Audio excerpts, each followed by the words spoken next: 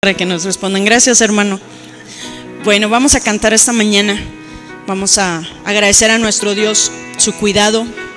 Vamos a agradecer a Dios por el aliento de vida que nos ha permitido esta mañana para glorificar su nombre, para cantarle, para dedicarle nuestro día y nuestra vida a Dios.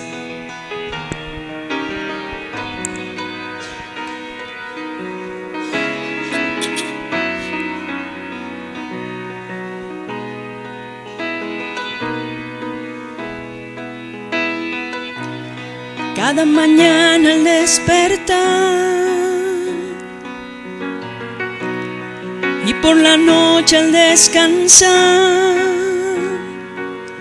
agradezco tus bondades a mi vida, por todo lo que me permites disfrutar.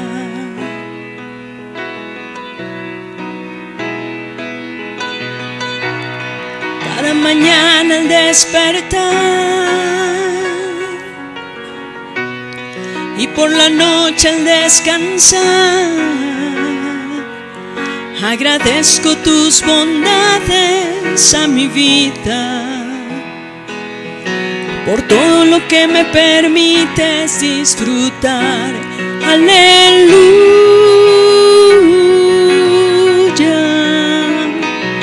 aleluya.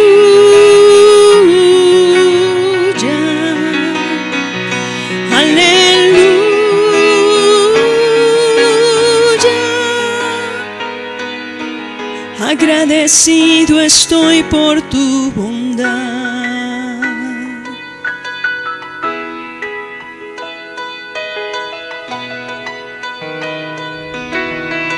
Varones,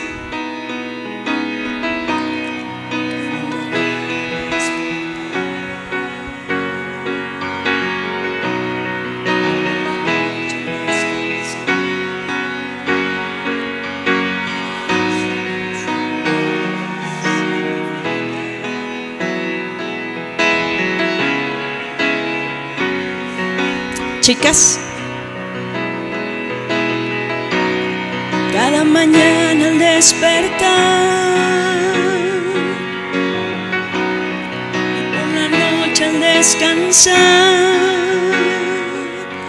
agradezco tus bondades a mi vida, por todo lo que me permites disfrutar. Aleluya.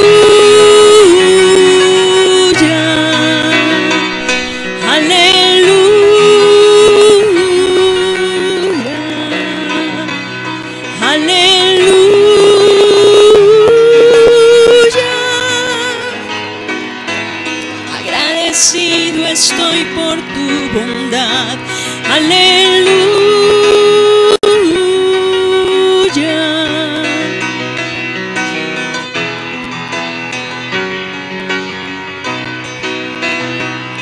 Aleluya.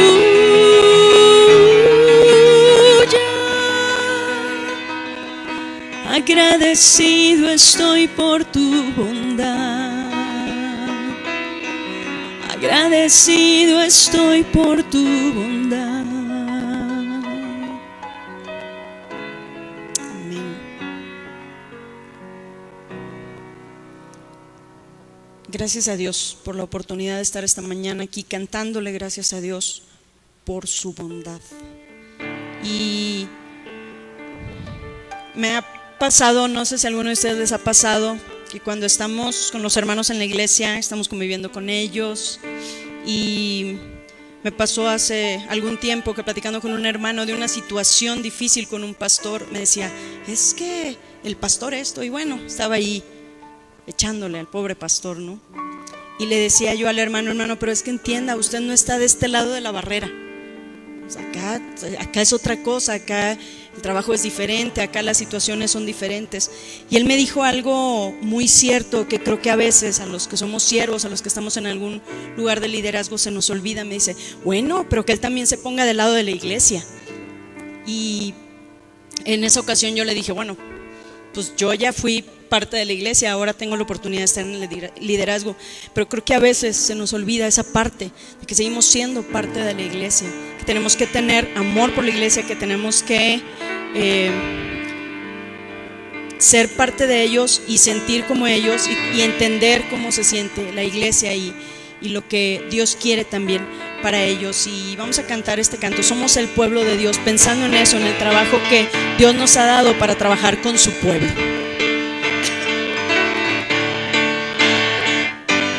Somos el pueblo de Dios,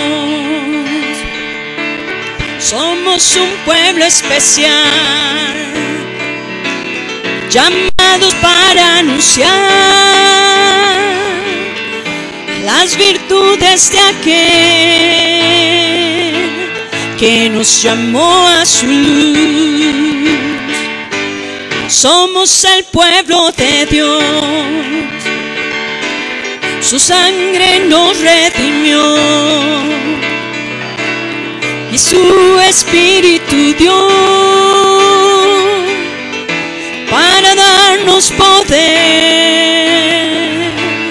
y ser testigos de Él, y llevaremos su gloria a cada pueblo y nación, trayéndoles esperanza y nuevas de salvación. Y su amor nos impulsa, no nos podemos callar, anunciaremos al mundo de su amor y verdad.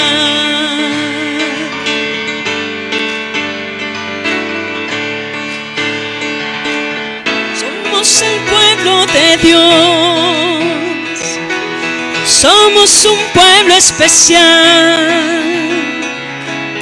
llamados para anunciar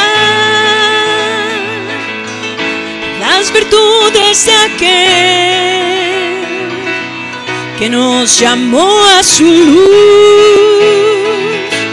Somos el pueblo de Dios, su sangre nos redimió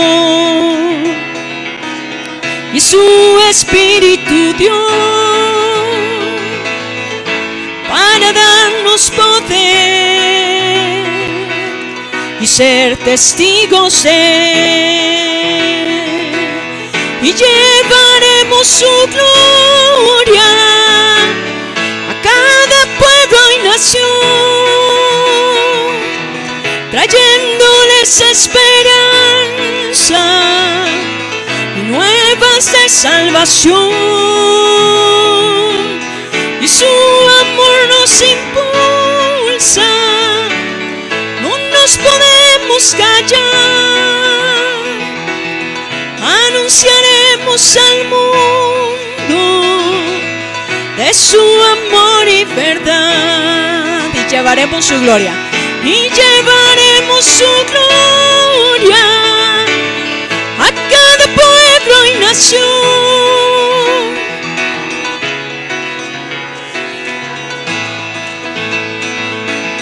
y nuevas de salvación. Y su amor nos impulsa,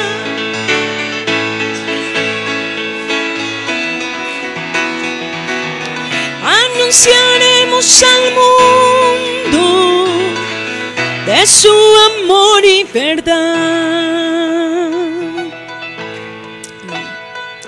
Gracias, Señor, por esta mañana. Gracias porque nos permites cantarte, porque podemos agradecerte, Señor, lo que has hecho en nuestra vida.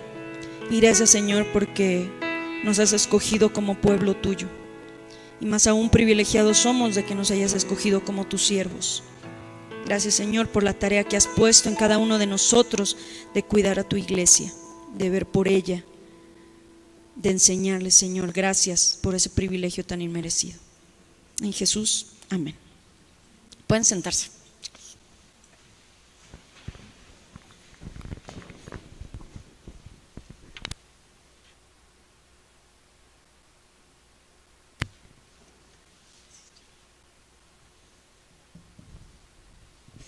Vamos a pasar al tiempo de la predicación. Nuestro hermano Luis Manuel. Director, diré, no me hace caso, pero bueno. Vamos a pasar al tiempo de predicación con el hermano Manuel.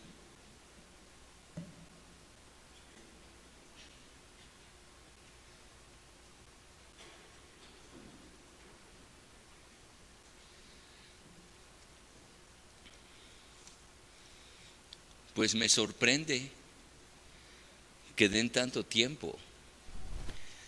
Alguna vez invitamos al hermano Librado Ramos aquí. Y antes se predicaban 20 minutos en capilla, no había más tiempo que 20 minutos. Y el hermano Librado Ramos dijo: en mi iglesia predico lo que mi esposa dice. Preparo lo que el Espíritu Santo me da, pero aquí en capilla hago lo que la facultad determina. Y le dábamos 20 minutos, sea quien fuera, y que ahorita tenga 40 minutos es demasiado. Yo preparé 20. Entonces, ¿qué hacemos? Termino pronto y luego seguimos cantando, porque a mí me gusta cantar, o me despacho con la cuchara grande. Mejor hacemos lo primero, ¿no? Entonces vamos a abrir nuestras Biblias allá en el libro de los Hechos, capítulo 4, versos del 32 al 37. Y ahorita Marisol comentaba sobre la importancia que tiene el hecho de que el pastor se sienta siempre del pueblo de Dios. Y acabamos de cantar precisamente eso: somos el pueblo de Dios. Y casi siempre cuando se invita a predicar a alguien aquí en capilla, habla sobre asuntos de pastorado, de ética cristiana, de vida espiritual. Y Dios puso en mi corazón predicar acerca de la iglesia. Y en base a este pasaje, Lucas capítulo 4, versos 32 al 37, yo quisiera destacar algunos aspectos importantes de lo que yo llamo la espiritualidad de la iglesia. Entonces, vamos a leer este pasaje, vamos a hacerlo a una sola voz. Y una vez que lo hayan encontrado, vamos a ponernos de pie para dejar descansar un ratito las bancas y vamos a leer a una sola voz este pasaje. Hechos, capítulo 4, versos 32 al 37, dice la palabra de Dios: y la multitud de los que habían creído era de un corazón y un alma, y ninguno decía ser suyo propio nada de lo que poseía, sino que tenía todas las cosas en común. Y con gran poder los apóstoles daban testimonio de la resurrección del Señor Jesús, y abundante gracia era sobre todos ellos. Así que no había entre ellos ningún necesitado, porque todos los que poseían heredades o casas las vendían y traían el precio de lo vendido, y lo ponían a los pies de los apóstoles, y se repartía a cada uno según su necesidad. Entonces José, a quien los apóstoles pusieron por sobrenombre Bernabé, que traducido es hijo de consolación, levita, natural de Chipre, como tenía una heredad, la vendió y trajo el precio y lo puso a los pies de los apóstoles. Bendito Dios, muchas gracias por permitirnos en esta mañana acercarnos a su palabra. Gracias, Dios, porque usted nos da el privilegio y la responsabilidad de pastorear, de cuidar, de alimentar, de guiar a su iglesia. Gracias, Señor, por esa enorme responsabilidad, y también, Señor, por esa enorme confianza que tiene usted en nosotros. Y queremos suplicarle, Dios, que al meditar en su palabra en estos momentos, usted nos permita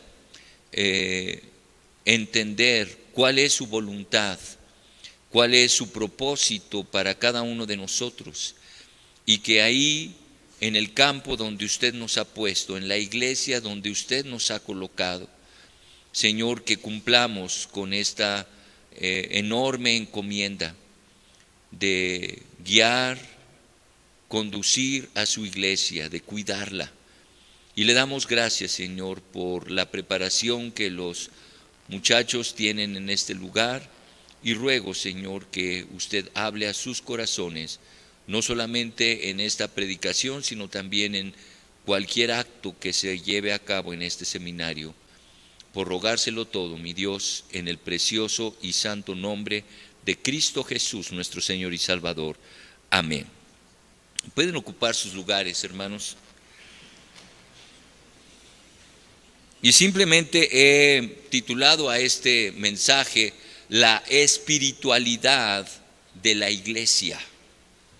La espiritualidad de la iglesia. El día de hoy se habla mucho acerca de la iglesia, una iglesia creciente, una iglesia triunfante, una iglesia grande, una iglesia, y siguen ahí las descripciones. Pero yo quisiera hablar acerca de cómo entender esta espiritualidad a la que Dios nos ha llamado dentro de la iglesia. Yo encontré una frase de Lope de Vega, este poeta, novelista y dramaturgo español, que dice: la liberalidad es la primera hija del amor y la piedra imán más atractiva para los hierros de la voluntad. La liberalidad es la primera hija del amor.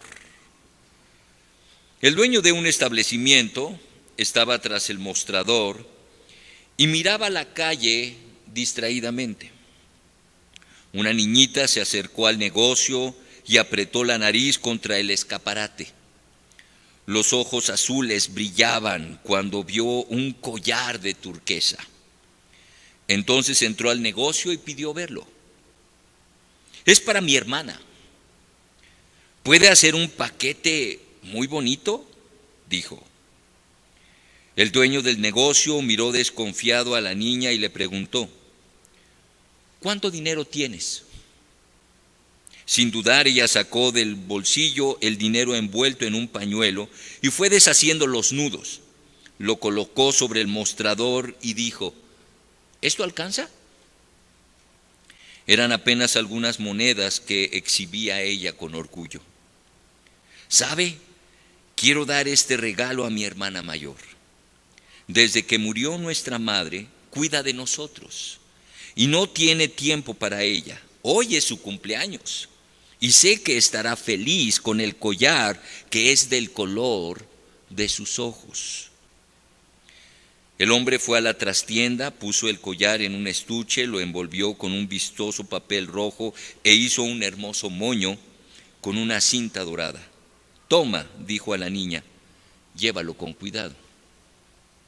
Ella salió feliz, corriendo y saltando por la calle. Aún no terminaba el día cuando una linda joven de cabellos rubios y maravillosos ojos azules entró en el negocio.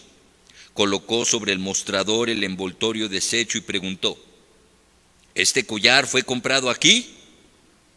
Sí, señorita, respondió el dueño de la joyería. ¿Y cuánto costó? Habló el dueño del negocio. El precio de cualquier producto de mi tienda siempre es un asunto confidencial entre el vendedor y el comprador. La joven continuó: pero mi hermana tenía solamente algunas monedas. El collar es verdadero, ¿verdad? Ella no tenía dinero para pagarlo. El hombre tomó el estuche, rehizo el envoltorio con extremo cariño, colocó la cinta, lo devolvió a la joven y le dijo: ella pagó el precio más alto que cualquier persona puede pagar. Ella me dio todo lo que tenía. El silencio llenó la pequeña tienda y 2 lágrimas rodaron por la faz emocionada de la joven en cuanto sus manos tomaron aquel envoltorio. Ella me dio todo lo que tenía. La iglesia de Jesús es la comunidad en la que el Señor depositó la continuidad de su obra redentora. Obviamente, una iglesia debe de ser una colectividad guiada por el Espíritu Santo, que provea de una atractiva espiritualidad. Este fue el resultado de las iglesias del libro de los Hechos. Las iglesias del libro de los Hechos eran iglesias que atraían a la gente.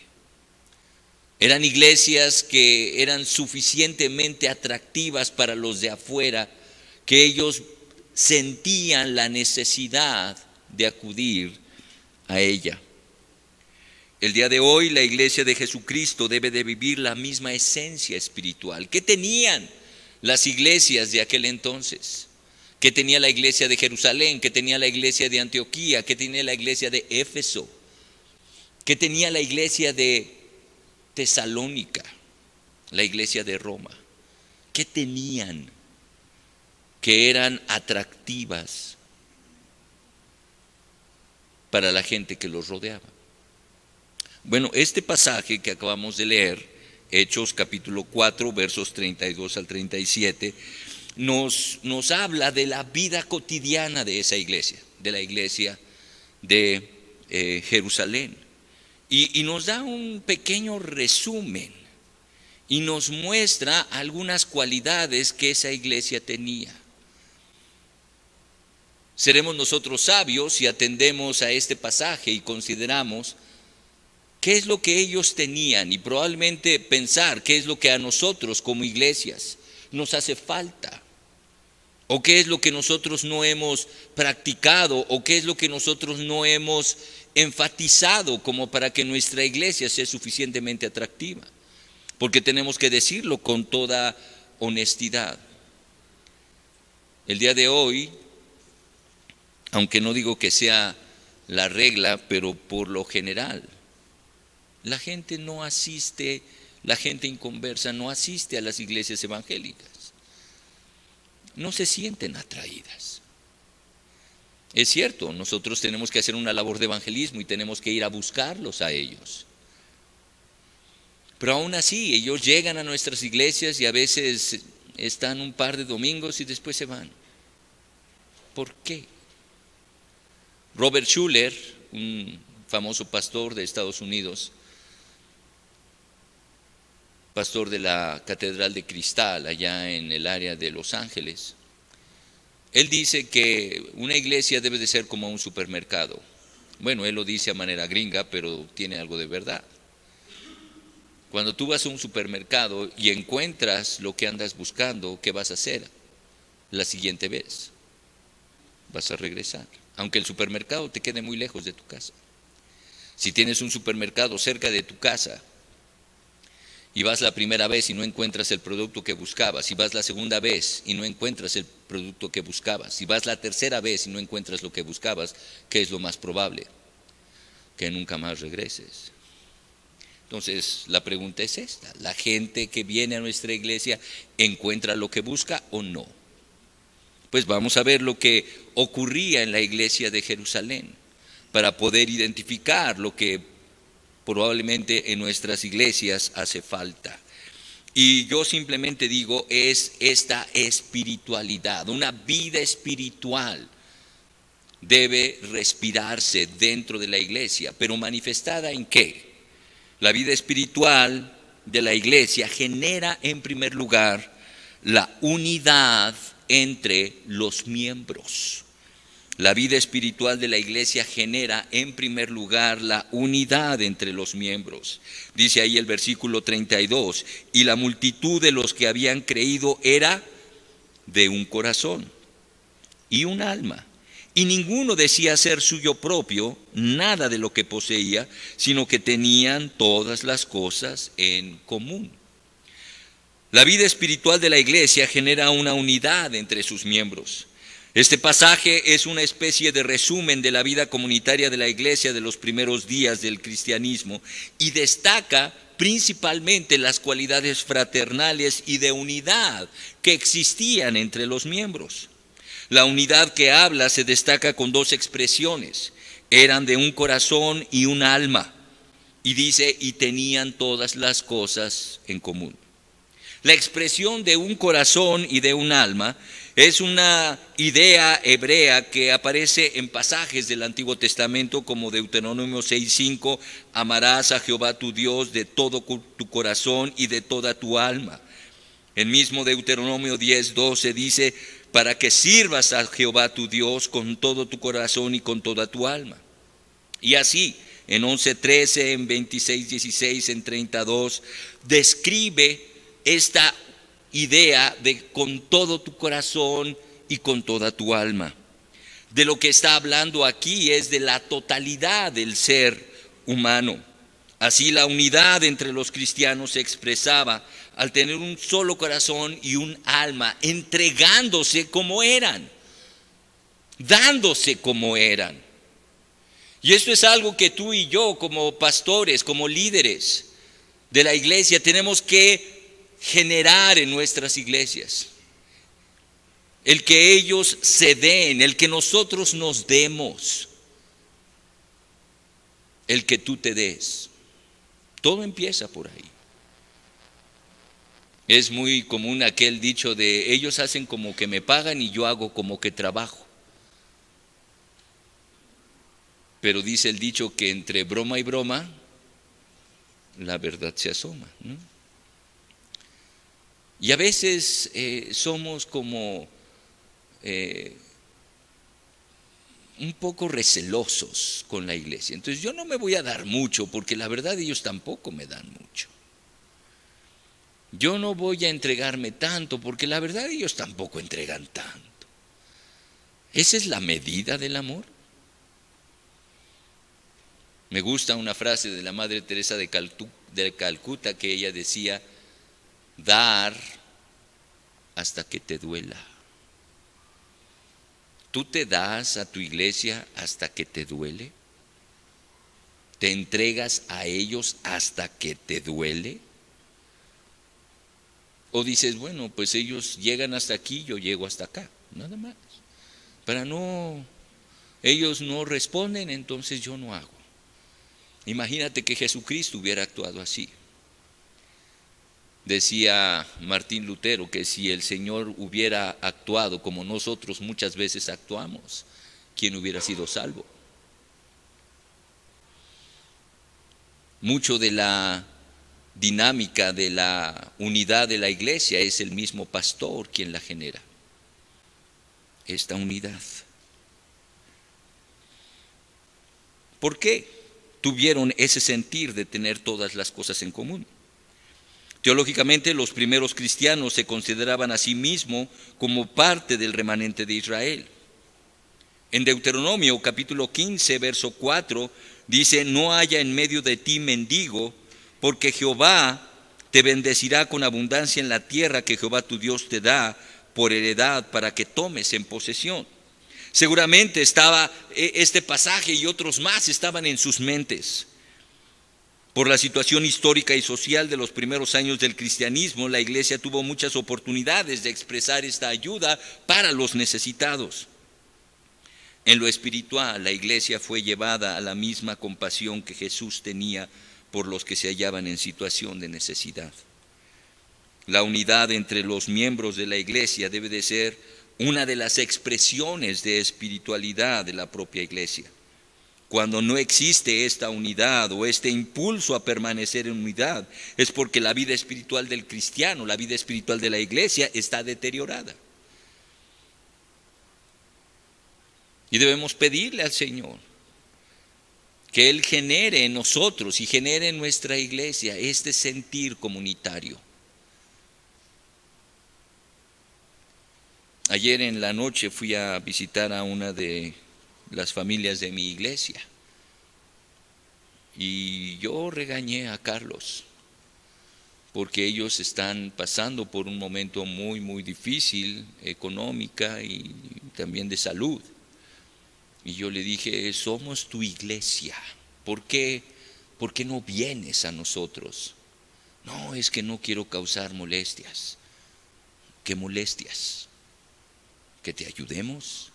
¿Que te apoyemos? ¿Esas son molestias?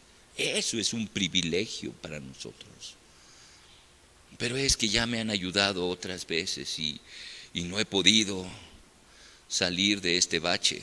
Bueno, si no has podido salir de este bache, pues vamos a estar contigo en el bache. Pero queremos tener este sentir, esta unidad. Si Él llora, todos lloramos.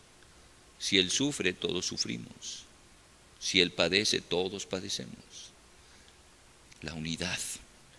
La vida espiritual de la iglesia genera una unidad entre sus miembros, pero en segundo lugar, la vida espiritual de la iglesia genera una generosidad también para los necesitados. Dice ahí los versos 34 y 35, así que no había entre ellos ningún necesitado, porque todos los que poseían heredades o cosas, casas, las vendían y traían el precio de lo vendido. La vida espiritual de la iglesia produce una generosidad para los necesitados. Los actos aludidos por Lucas son actos extraordinarios y voluntarios de preocupación cristiana en respuesta a las necesidades especiales de los creyentes. Y ellos se comprometieron tanto que vendían sus propias propiedades para ponerlo a los pies de los apóstoles, y lo que se generara de ahí, pues para los necesitados. Por el hecho de haber separado estas acciones de aquellas descritas en el verso 32 y por la manera en la que se trata, Lucas sugiere que fueron excepcionales y no fueron normativos. Algunos hablan de que se promovía una especie de comunismo primitivo. En el comunismo o en una idea comunitaria te obligan a. Acá no era una obligación. Acá era un sentir del corazón de cada uno de los hermanos. Por cuanto su relación con Cristo estaba fundamentada sólidamente, ellos sentían la necesidad de apoyar a los que no tenían recursos. No es que los apóstoles fueran con cada uno de los ricos y les dijeran, yo veo aquí a 5 ricos que van a dar dinero.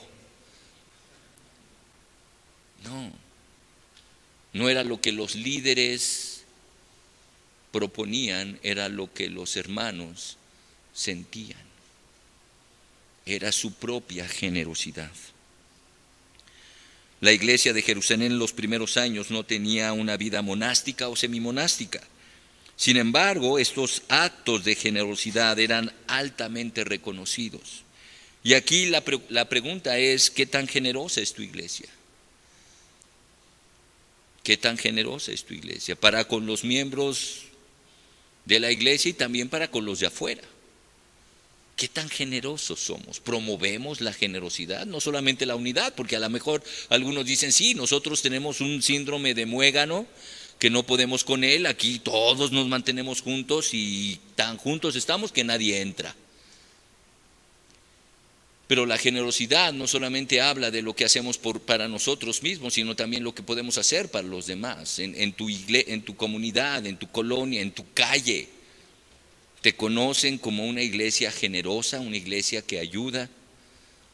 Yo sé que con esto luchamos como iglesias, porque a veces viene gente que ni es de la iglesia y nos saca una receta, si han llegado, ¿no? A mi iglesia, yo no sé por qué, yo creo que hay un mapa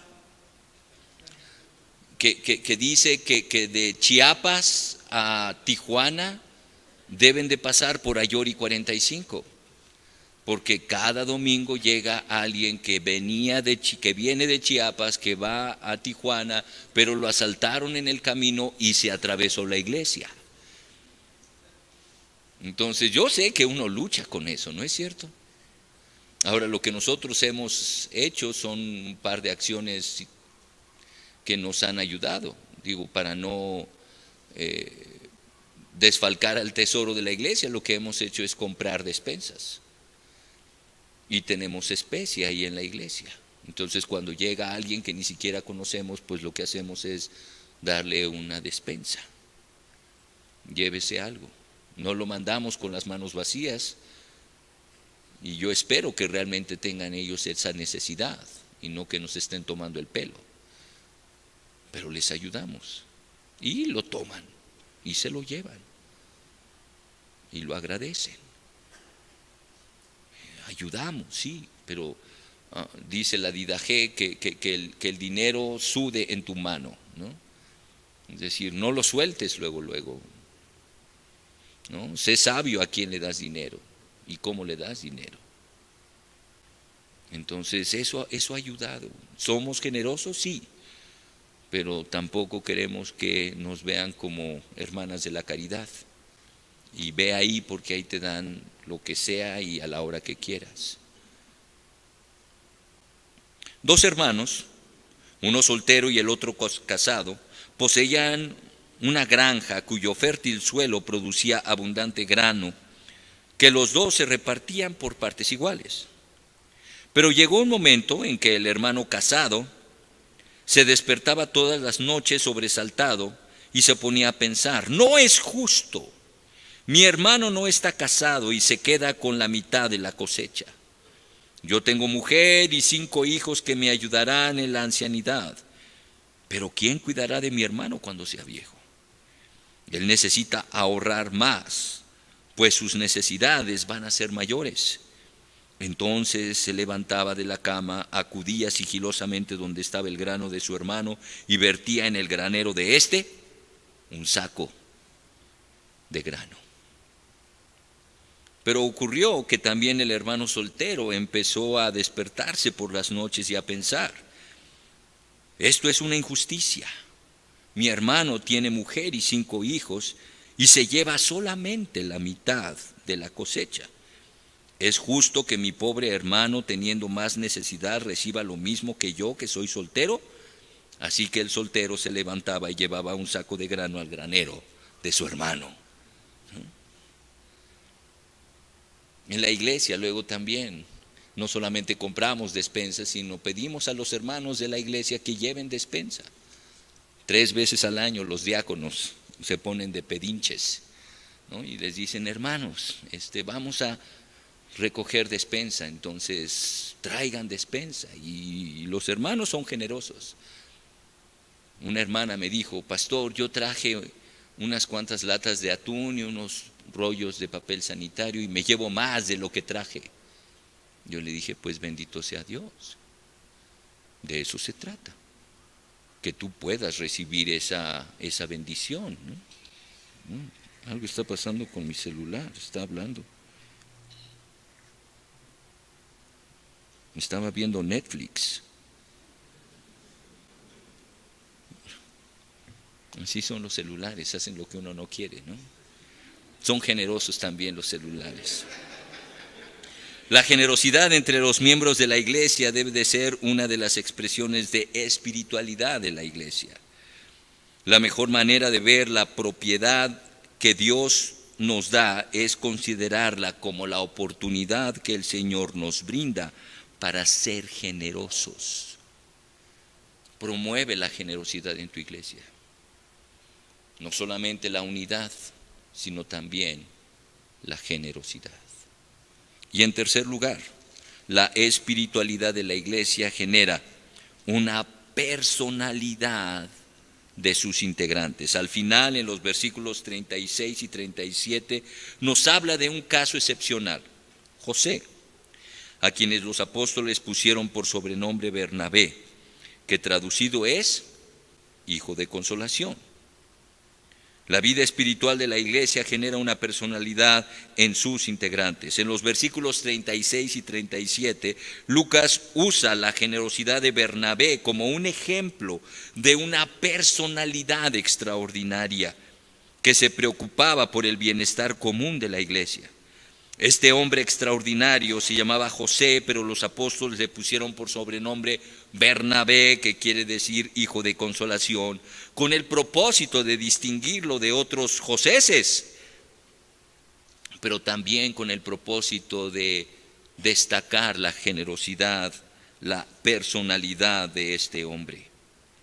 Bernabé va a tener una participación especial en la narración del libro de los Hechos.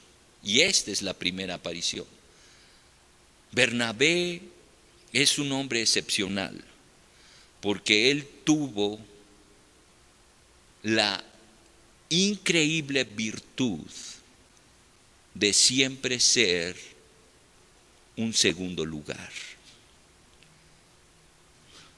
Es difícil, todo el mundo se aprende el primer lugar, ¿no es cierto? ¿Quién fue el primer hombre que llegó a la luna? Neil Armstrong. ¿Cómo se llamó el segundo? ¿Sabe?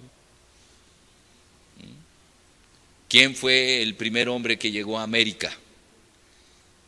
Bueno, dicen que fue Cristóbal Colón. ¿Quién fue el segundo?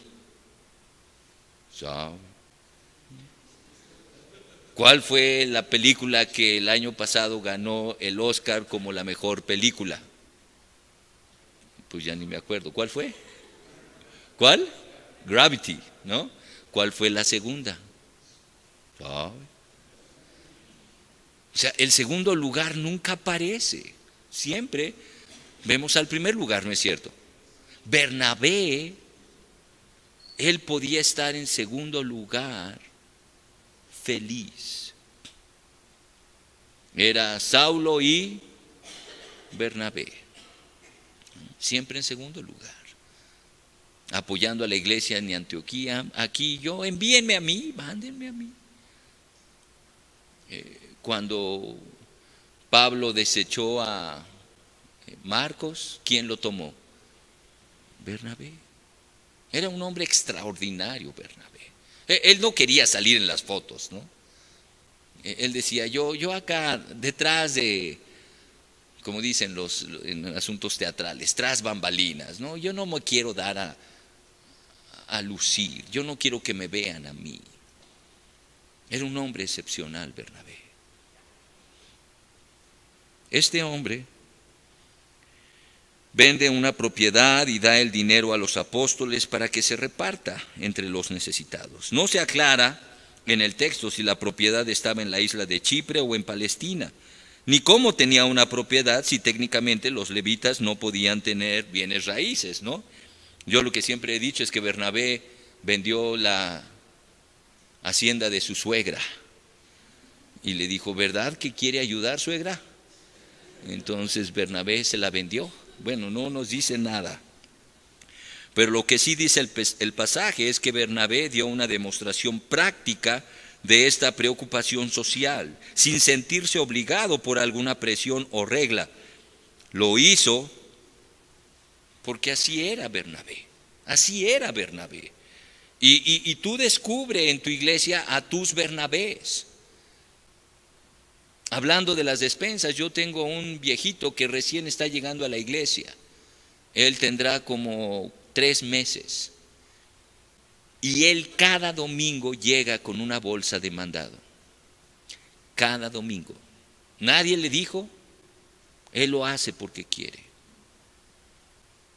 Son Bernabés que Dios nos manda. Son Bernabés que Dios usa con una personalidad propia. Y tampoco vienen así anunciando, ¿no?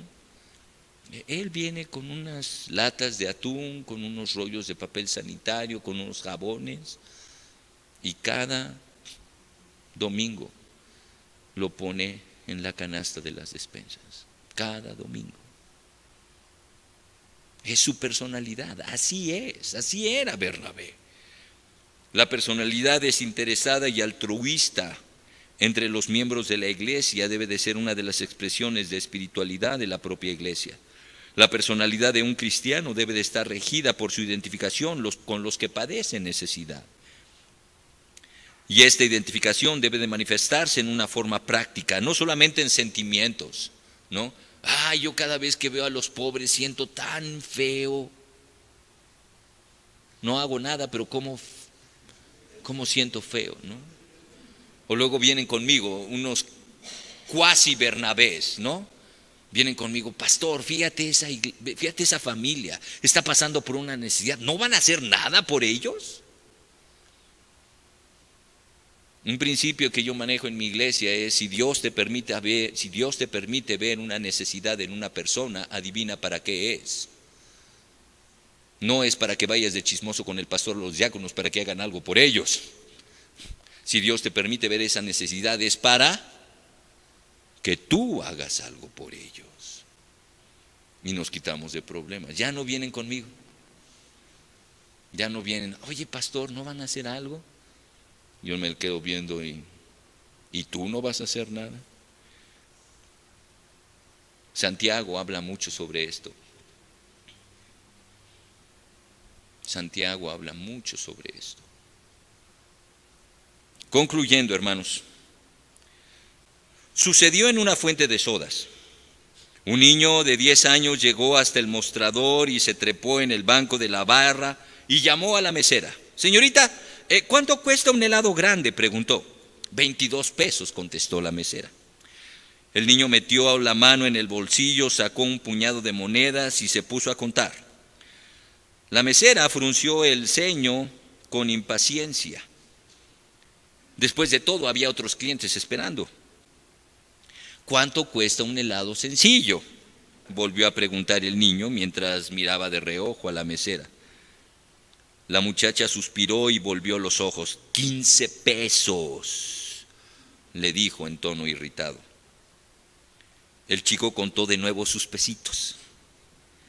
¿Quiere un helado sencillo, por favor?, dijo finalmente el niño, poniendo sobre el mostrador 2 monedas de 5 pesos y 5 monedas de a peso. La mesera tomó las monedas y se fue por el helado. Le trajo el helado y se alejó. Más o menos 10 minutos después volvió y encontró el plato vacío. El chiquillo ya se había ido. Ella tomó el plato vacío y entonces se le hizo un nudo en la garganta. Allí sobre el mostrador, junto al sitio húmedo donde estuvo el plato, había una moneda de 5 pesos y 2 de a peso. El niño tenía el dinero justo para un helado grande, pero pidió uno sencillo para poder dejarle una propina. La vida espiritual de la iglesia debe de manifestarse en actos concretos de amor y solidaridad entre sus miembros. Cuando el mover del Espíritu Santo es una realidad en la vida de la iglesia, cuando nos dejamos guiar por el Espíritu de Cristo, tendremos la mentalidad y el actuar de Jesús. Es así que una iglesia que vive en el Espíritu manifiesta una unidad entre sus miembros, en un mismo corazón, en un mismo espíritu, en una misma alma. También muestra una generosidad para los necesitados en solidaridad y por último motiva una personalidad propia de sus integrantes en consolación. La espiritualidad de la iglesia necesita articularse en una forma de vida que debe de tener evidencias concretas. La espiritualidad de la iglesia no nada más es estar bien con Dios. La espiritualidad de la iglesia también se refleja en estar bien con todos nosotros. ¿Cómo puedo yo alabar a Dios si a un lado está mi hermano que no tiene que comer? ¿Cómo yo puedo decir que soy creyente en Cristo si sé que en mi iglesia y fuera de mi iglesia hay necesidades básicas de las personas? Por eso la espiritualidad de la iglesia necesita articularse en una forma de vida y debe de tener evidencias concretas. Santiago, el hermano del Señor Jesucristo, lo afirmó así: la religión pura y sin mancha delante de Dios el Padre es esta: ayudar a los huérfanos y a las viudas en sus aflicciones y no mancharse con la maldad del mundo. Lo articuló Santiago, ¿no? Él no dijo la espiritualidad de la iglesia se mide en la manera en la que cantan. La espiritualidad de la iglesia no se mide por la cantidad de versículos o capítulos que leen cada semana. No se mide por las ofrendas, cómo van las ofrendas. La espiritualidad de una iglesia, la religión pura y sin mancha delante de Dios, es ayudar a los huérfanos, a las viudas en sus aflicciones y no mancharse con maldad en el mundo. Dios quiera que estas manifestaciones sean más y más evidentes en nuestras iglesias. Y yo estoy convencido de esto, que tú y yo, como pastores, como líderes de esa iglesia, somos un factor determinante, somos un factor de Dios para ser catalizadores de esta espiritualidad articulada en nuestras iglesias. Cuando nosotros nos mostramos en solidaridad, en unidad, en generosidad y reconocemos la personalidad de los miembros de la iglesia. Que Dios te bendiga, que Dios te use y que Dios bendiga a tu iglesia con tu presencia y que tú puedas ser factor de cambio en la vida de tu iglesia. Gracias, Señor Jesús, por amarnos, gracias por enseñarnos que la espiritualidad de la iglesia se manifiesta en actos concretos de generosidad y solidaridad con los que no tienen. Úsenos, Señor, para poder traer más y más bendición a nuestras iglesias.